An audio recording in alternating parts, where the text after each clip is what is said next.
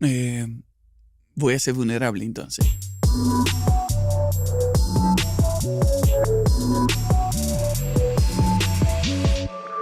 Eh, Voy a ser vulnerable entonces, ¿no? Vulnerable, hermoso. Voy a contar. Hay algo que me bendijo mucho, que es en el ministerio en Bethel, en California. Ellos tienen un ministerio de sanidad interior que se llama SOSO. SOSO es la palabra en griego para sanidad, liberación, salvación.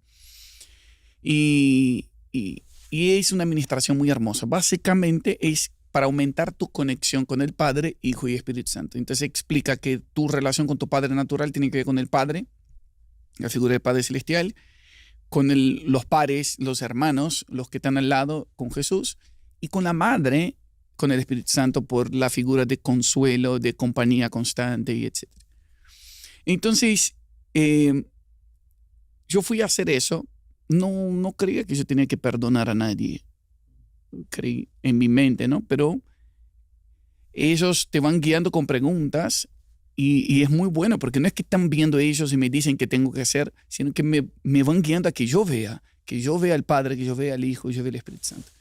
Bueno, creo que con el Espíritu Santo era lo que más estaba cercano. Creo que cuando a los 18 años yo me mudo a Argentina y comencé a vivir solo, un punto muy importante. ¿Por qué digo que yo estaba atado a la religiosidad? Porque por más que yo cantaba, por más que yo hacía cosas buenas para Dios, yo vivía una vida doble en el colegio, incluso con chicas de la iglesia, ¿no? de cosas de adolescente, de joven y completamente desubicado. Pero creía que estaba bien porque cantaba o porque servía. Y cuando me vino convicción de pecado, eso fue una de las cosas que pasó. Y lógicamente todo lo que yo hacía escondido de mis papás. Pero a los 18 años, cuando yo me mudo a Argentina y estoy solo, en otro idioma, en otra parte del mundo, yo podía hacer lo que quería y no necesitaba ser escondido. Ahí, amigo, me di cuenta, conocí el Espíritu Santo. Porque no necesitaba, mi mamá era la que me descubría siempre.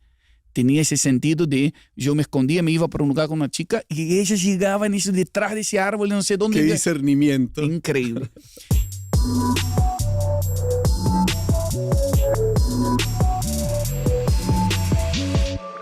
Ahora, cuando yo estoy solo, sin mi mamá físicamente, conocí el Espíritu Santo. Él está conmigo. Él me consuela, Él me guía y Él me da alerta.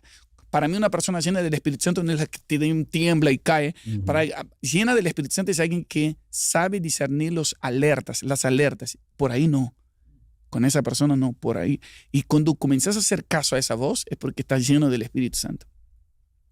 Así fue mi contacto con el Espíritu Santo. Muy bueno. Después con Jesús tuvo mucho que ver con cuando fui conociendo amigos y pares a la vez, hermanos. Por ejemplo, Samuel y Esteban marcaron mi vida. Cuando yo llegué a los 18 años también...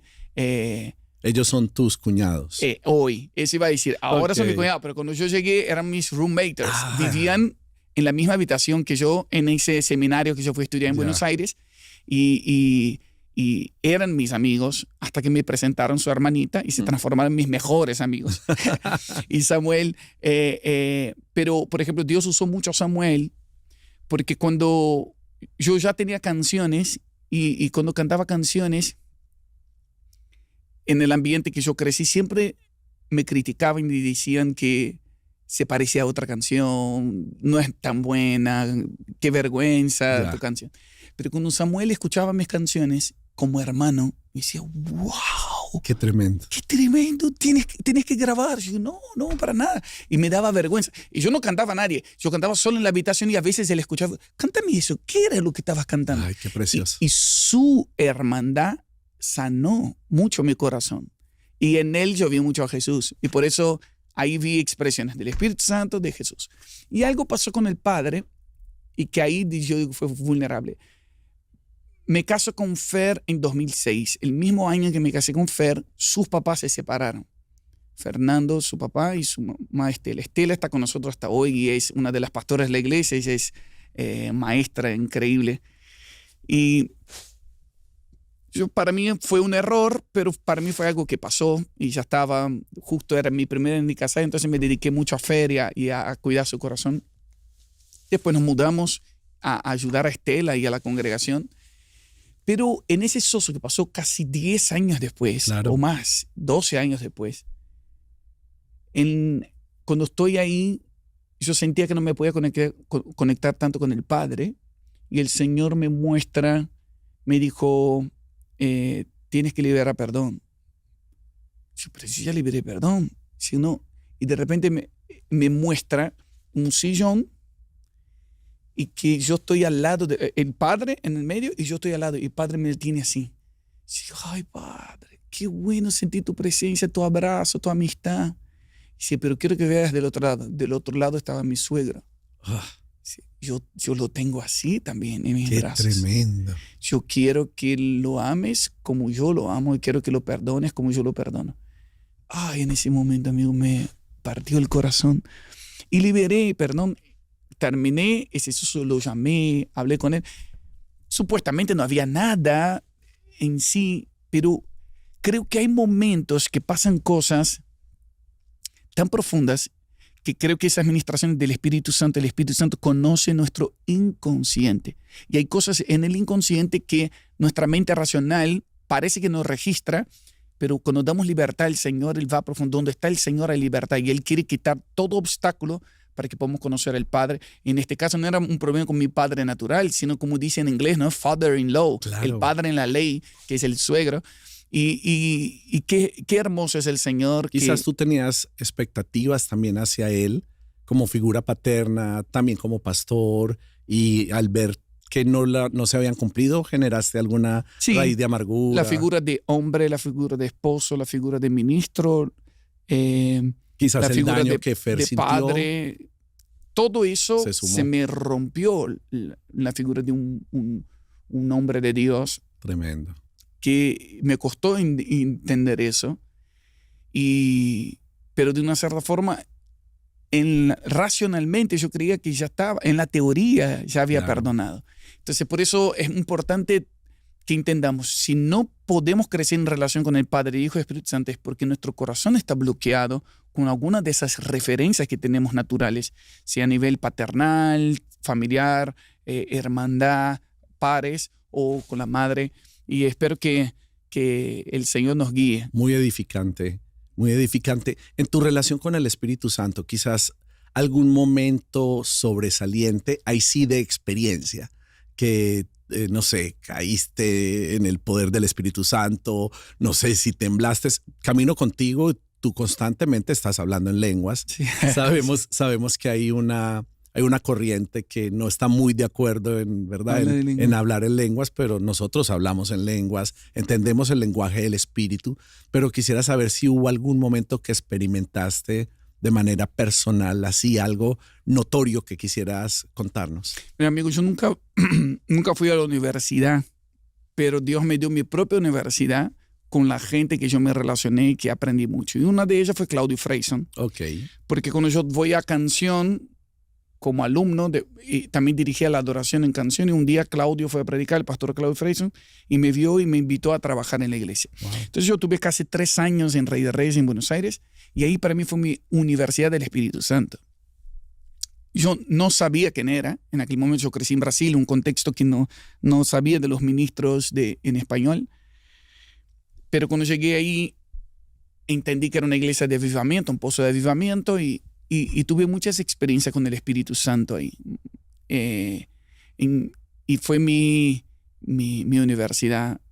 Y una de ellas era principalmente, yo le digo siempre eso al pastor Claudio, yo creo que en Rey de Reyes las reuniones eran de 4 horas, los servicios, y yo había fines de semana que a veces ministraba en 5 reuniones. ¡Wow! Yo tenía 20 años, 20, 21 años. Y yo siento que mi depósito espiritual se agrandó, se estiró. Entonces, más allá de haber tenido una experiencia de caerme, que la verdad, te confieso que no me he caído mucho. Ok. Tuve casi 3 años ahí con el pastor Claudio. Una vez. Fue cuando, después que ya había salido de la congregación, volví como invitado. Y él me dijo, yo veo, él me dijo el nombre de una persona, dijo, veo una misma unción sobre tu vida que te veo llenando estadios. Veo que la gracia que Dios te dio va a atraer mucha gente, que la pasión que está en ti se va a multiplicar en muchos. En ese momento yo tenía 20 años, no afectaba a mucha gente, a casi nadie, y yo lo creía. Entonces dijo, el Señor lo va a hacer. Y me acuerdo que me toca el hombro, cuando me toca el hombro, ¡prum!, me desplomé en el piso, y dicen que estuve horas ahí en el piso. Yo no me acuerdo. Pero sinceramente creo que mis mayores experiencias con el Espíritu Santo fue solo, en la habitación, en momentos de quebrantamiento y donde, como dije, creo que se estiró mi depósito, mi espíritu, la capacidad de aguante en la presencia de Dios, donde estaba horas absorbiendo y a veces hablando, a veces cantando y a veces en silencio. Y eso fue creciendo mi dependencia del Espíritu Santo. Se fue llenando tu vaso. Sí, se puede decir que sí. Y la voz de Dios, ¿cómo la has discernido? ¿Cómo se ha activado? ¿Cómo la mantienes fresca en tu corazón? Yo discierno la voz de Dios de tres formas. Número 1, en mi espíritu. Como dice en Romanos 8:16, nuestro espíritu nos da testimonio que somos hijos de Dios. Entonces, primero es un testimonio interno. Es como que tengo una convicción que sé que es Dios que me está hablando. Pero es algo interno en mi espíritu. Número 2, las Escrituras. La Biblia es la palabra de Dios. Por lo cual recibo algo en el espíritu, pero tengo que confirmarlo en las Escrituras. Y número 3, el cuerpo. O sea, la iglesia, los hermanos, mis pastores.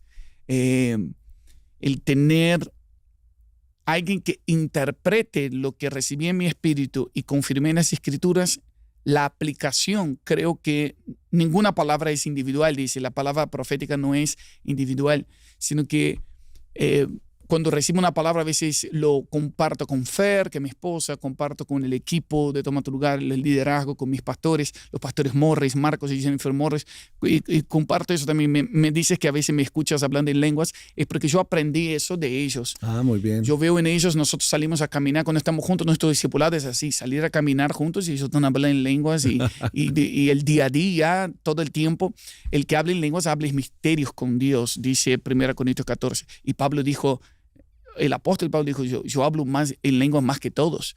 Entonces, hablar en lenguas es que tu mente comienza a entender algo que parecía misterioso, algo que estaba oculto, y ahora el Señor te aclara la visión, te aclara el concepto, la voz de Dios se queda más sensible. Pero profetizar, dice que es más importante profetizar que hablar en lenguas, dice 1 Corintios 14 Correcto. también, que es dar a entender lo que se me aclaró por dentro. Entonces, hablo en lenguas para que los misterios se me aclaren y profetizo cuando doy a conocer lo que el Señor me dio, pero es completamente conectado, hablar en lenguas con profetizar. ¿Y audiblemente pudieras decir que algunas veces has escuchado? Yo decía eso a Fer, muchas veces no, pocas veces he tenido esa sensación, siempre con palabras de instrucción, de una frase, que de repente me levanto y digo, ¿quién dijo eso? Un sí, un no, una palabra. Exactamente, una instrucción. Pero no es algo normal para mí. No. Pero concibes que otros puedan escuchar esa voz. Absolutamente, sí. Porque